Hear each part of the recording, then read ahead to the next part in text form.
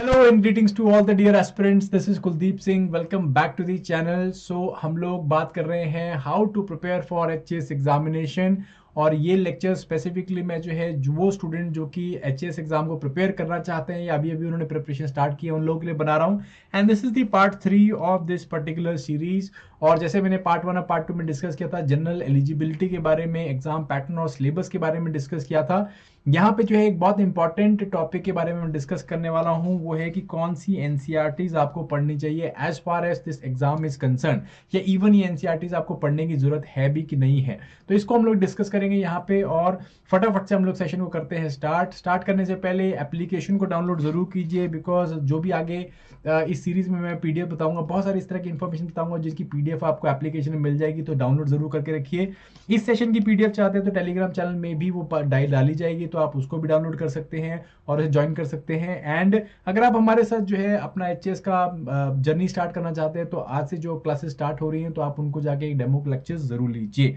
चलिए सबसे पहले सबसे इंपॉर्टेंट क्वेश्चन को हम लोग आंसर करते हैं कि क्या एनसीईआरटीज पढ़नी चाहिए, शुड वी रीड एनसीईआरटीज और should we directly go to the जो मेजर आपकी बुक्स होती हैं, स्टैंडर्ड बुक्स होती हैं, उनके ऊपर चला जाना चाहिए। ठीक है जी। अगेन जो सीनियर कैंडिडेट्स हैं उन लोगों के लिए क्वेश्चन बहुत बड़ा बहुत लाइक डिफिकल्ट नहीं है, बट जो अभी तैयारी स्टार्ट कर रहे होते हैं उन लोगों के लिए जो है ये क्वेश्चन बहुत ज्यादा इंपॉर्टेंट हो जाता है, क्योंकि अगेन एनसीईआरटीज जो भी लाइक बहुत सारे इस तरह के कैंडिडेट्स हैं, टीचर्स हैं जो कि एनसीईआरटीज के ऊपर वाउच करते हैं कि भाई हाँ इनको पढ़े बिना जो आगे नहीं बढ़ना चाहिए। हाउएवर आप जैसे कि आपको लाइक टॉपर्स निकल के आने देखने हो तो उसमें बेसिकली स्टैंडर्ड बुक्स के ऊपर ही रिलाई किया जा रहा है, तो एनसीईआरटीज पढ़नी चाहिए कि नहीं पढ़नी चाहिए। सो अगेन यहाँ पे अगेन हम लोग को देखना है कि भाई कौन व्यक्ति जो है एनसीईआरटी पढ़ने वाला है या कौन किन लोगों के लिए सूटेबल है।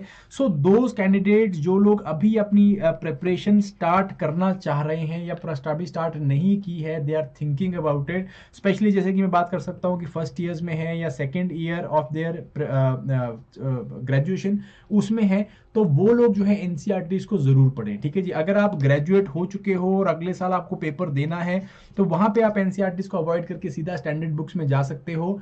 बट अगेन अगर आप जैसे फर्स्ट ईयर सेकेंड ईयर में हो, अपने ग्रेजुएशन टाइम्स में हो, अभी आप देख रहे हो सिलेबस को और थोड़ा बहुत चेक कर रहे हो कि should you go for HS और नॉट, तब जो है आप एनसीईआरटीज को जरूर पढ़ो, एक बेस बिल्डिंग का काम करेगा। कहने का मतलब वही है कि भी अगर आपके पास टाइम है तो आप एनसीईआरटीज पढ़ो, अगर आपके पास टाइम कम है, ग्रेजुएशन कर चुके हो, तो आप सीधा स्टैंडर्ड बुक की तरफ आ सकते हो। नाउ कौन सी एनसीईआरटीज आपको पढ़नी चाहिए इसके बारे में हम लोग डिस्कस करते हैं। तो ब्रॉडली हमारे पास 5 मेजर सब्जेक्ट्स हैं, history, geography, polity, economics and science, और ये जो है बेस बनाते हैं आपके जनरल स्टडीज का, और उन्हीं के ऊपर मैं अभी आपको जो है एनसीईआरटीज रिकमेंड करने वाला हूँ। जो हिस्ट्री की आपको एनसीईआरटीज पढ़नी है वो टोटल 4 एनसीईआरटीज हैं, और ये एनसीईआरटी मैंने जो है ओल्ड एनसीईआरटी ली है। ओल्ड एनसीईआरटी इसलिए ली है बिकॉज इसमें बहुत ज़्यादा इंफॉर्मेशन है। अभी नई वाली एनसीईआरटीज में कंपैरेटिवली थीम बेस्ड कर दी गई है और इसमें बेसिकली जो इंफॉर्मेशन है वो भी ट्वीक की गई है। ठीक है जी। सो मैं चाहता हूँ आप लोग पुरानी एनसीईआरटीज पढ़ो, अगेन जैसे कि एंशिएंट इंडिया एंशिएंट पास्ट है by R S. Sharma, medieval India है by Satish Chandra, and Indian struggle of independence by Vipin Chandra. So ये जो है 3 आपकी पुरानी एनसीईआरटीज हैं। कंटेम्प्रेरी हिस्ट्री जो या हम वर्ल्ड हिस्ट्री बोल सकते हैं बाय अर्जुन देव, ये जो है 4 किताबें हैं, पुरानी एनसीईआरटीज आती थी। इनको अगर आप ढूंढ सको तो ढूंढ लो, पीडीएफ फ्रीली अवेलेबल इंटरनेट पे, वहां से मिल जाएगी। हमारी एप्लीकेशन में डाउनलोड कीजिए, वहां पे फ्री स्टडी मटेरियल में भी मिल जाएंगी। और अगर आप जो है इसकी लाइक स्टैंडर्ड वर्जन लेना चाहते हो तो शायद जो ऑक्सफोर्ड है वो इनको पब्लिश भी करता है, या ओरिएंट लॉन्गमैन है वो इसे पब्लिश करता है, तो उनको आप जाके वैसे भी बाय कर सकते हैं। ठीक है जी। तो ये हिस्ट्री हो गया। हिस्ट्री के साथ आता है art and culture. Art and culture के ऊपर जो है आपको 2 किताबें पढ़नी है, वो है इंट्रोडक्शन टू इंडियन आर्ट, 11वीं क्लास की किताब है, और इसका पार्ट 1 जो है वो बहुत ज्यादा इंपॉर्टेंट हो जाता है बिकॉज यहाँ पे आर्किटेक्चर, आर्ट, ये सारी चीजें जो है, पेंटिंग, ये सारी चीजें डिस्कस की हुई है। सेकंड पार्ट के अंदर आपको डांस एंड डांस फॉर्म देखने को मिल जाते हैं। सो आर्ट जो आपको ये दोनों बुक्स हैं, ये दोनों बुक को पढ़ना है, आपके पास टाइम है तो इनको जरूर पढ़िए। आप अपने Indian heritage, art and craft and specially आपके आर्किटेक्चर उसके बारे में बहुत कुछ जानेंगे। देन हम लोग चलते हैं ज्योग्राफी की तरफ। बहुत ही इंपॉर्टेंट टॉपिक है geography as far as HS exam is concern. मैंने बताया कि ऑलमोस्ट 30 क्वेश्चन ज्योग्राफी और एनवायरनमेंट से निकल के आ रहे हैं। सो ज्योग्राफी कहाँ से करनी है? ज्योग्राफी के लिए हमारे पास 4 किताबें हैं, 11वीं और 12वीं की किताब है, ये आपको लेनी है और ये पढ़नी है आपको, ठीक है जी। फिजिकल ज्योग्राफी ऑफ या fundamentals of physical geography, Indian physical geography, fundamentals of human geography, Indian people, जिसमें कि human geography and economic geography के बारे में बात कर रखी है।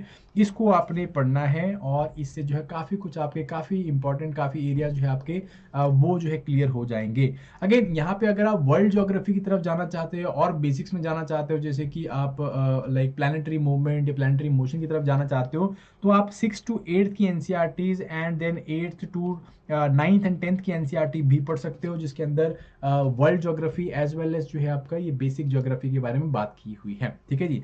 इसके साथ में आपको एक इंपॉर्टेंट चीज रखनी है, वो है ऑक्सफोर्ड की स्टूडेंट एटलस। अब यहाँ पे ध्यान दीजिएगा दोस्तों कि आपको स्टूडेंट एटलस लेनी है। स्टूडेंट एटलस के अंदर क्या है, इंफॉर्मेशन कंपैरेटिवली ज़्यादा सिंपलर मैनर में दे रखी है और कंपैरेटिवली जो है कॉम्प्रिहेंसिव मैनर में या कॉम्प्रिहेंडिंग मैनर में दे रखी है। तो स्टूडेंट एटलस लीजिए और साथ में जो है जब भी ज्योग्राफी करो स्टूडेंट एटलस लेके बैठनी है, ताकि आप बेसिकली इंडिया के मैप्स, वर्ल्ड के मैप्स और बेसिकली वो जियो फिजियोग्राफिकल एस्पेक्ट्स है उनको देख सकते हो। चलिए आगे चलते हैं हम लोग साइंस एंड इन्वायरमेंट की तरफ। सो बेसिकली साइंस जो है 6 to 10th लेवल की साइंस आपको पढ़नी है। इसमें बेसिकली आपको इन्वायरमेंट के भी कुछ इंट्रोडक्टरी चैप्टर्स मिल जाएंगे। 6 to 10th की एनसीईआरटी में आपको सारा A to Z साइंस मिल जाएगी और इसमें भी जो है लाइक आप देखोगे ऑलमोस्ट 8 to 9 जो क्वेश्चन आ रहे हैं साइंस के ऊपर से, ऑलमोस्ट 60-70% क्वेश्चन आप यहाँ से कर पाओगे। तो ये 5 किताबें हैं आपकी, 6, 7, 8, 9, 10th, इन किताबों को जरूर पढ़ना है। 11th एंड 12th में भी कुछ इंपॉर्टेंट चैप्टर्स होते हैं, अगर आप कमेंट सेक्शन में लिखोगे कि वो भी बता दे तो मैं वो उनको भी आपको लाइक डिस्क्रिप्शन में या कमेंट सेक्शन में लिख दूंगा उनके ऊपर, तो ये आपको पढ़ने हैं, ठीक है जी। 12th क्लास बायोलॉजी की 13 to 16 चैप्टर्स जो कि डेडिकेटेडली इकोलॉजी, इकोसिस्टम और जो आपके बायोडाइवर्सिटी, इन कंसेप्ट के ऊपर बनाई गई है। तो ये आपको वो 4 चैप्टर्स हैं 12वीं क्लास की बायोलॉजी के, वो भी पढ़ने ही पढ़ने हैं। बहुत अच्छा बेस बन जाएगा आपका एनवायरनमेंट के ऊपर। देन नेक्स्ट आता है हमारा favourite subject almost, that is polity. So polity जो है आपको आप बोलोगे sir M Laxmikanth, but M Laxmikanth के अलावा अगर आप ये 5 बुक्स पढ़ेंगे आप, तो इससे आपका ना सिर्फ polity but world affairs, international affairs, आपके जो गवर्नेंस रिलेटेड इश्यूज हैं वो भी काफ़ी अच्छे से सुलझ जाएंगे और एक बेस अच्छा बन जाएगा।